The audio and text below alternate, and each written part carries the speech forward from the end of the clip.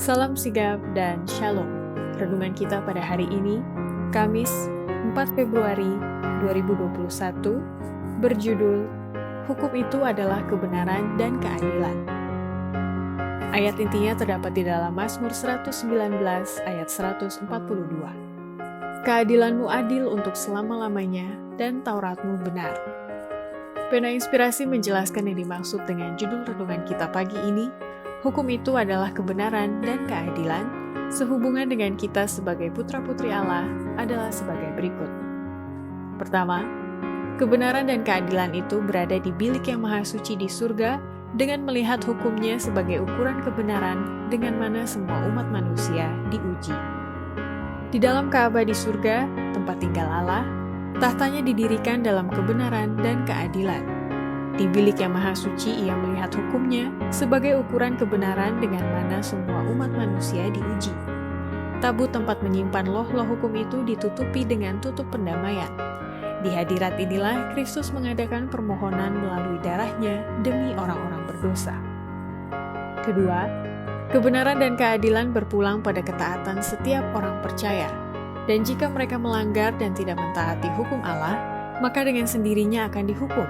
Tetapi jika manusia bertobat dan memohon ampun kepada Yesus, maka akan diampuni sebelum pintu kasihan tertutup. Setiap dosa harus mendapat hukumannya, desak setan, dan jika Allah mengurangi hukuman karena dosa, ia tidak akan menjadi Allah kebenaran dan keadilan. Bila manusia melanggar hukum Allah dan menentang kehendaknya, setan bersorak-sorak. Setan menyatakan bahwa sudah terbukti hukum itu tidak dapat diturun. Manusia tidak dapat diampuni, karena setelah pemberontakannya ia telah dicampakkan dari surga. Ketiga, kebenaran dan keadilan tidak dapat dipisahkan seperti maksud setan, karena setelah kematian dan kebangkitan Yesus, kebenaran dan keadilan itu tidak dapat hidup tanpa satu dengan yang lainnya. Makanya keadilan dan damai sejahtera akan bercium-ciuman. Kasih Allah telah dinyatakan dalam keadilannya, tidak kurang daripada dalam kemurahannya.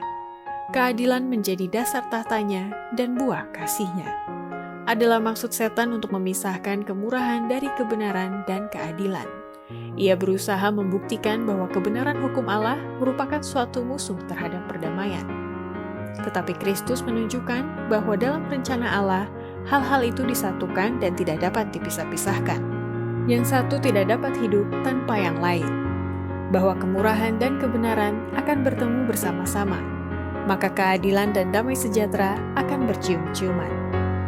Keempat, kebenaran dan keadilan mesti melalui ujian, pencobaan, kesusahan, rintangan, dan kesulitan yang dihadapi mulai dari yang kecil sampai yang besar sebagai permulaan kemenangan mulia, dan Tuhan akan menjadikan jalan itu beres.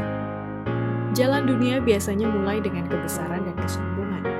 Jalan Allah adalah menjadikan hari perkara-perkara kecil sebagai permulaan kemenangan mulia dari kebenaran dan keadilan.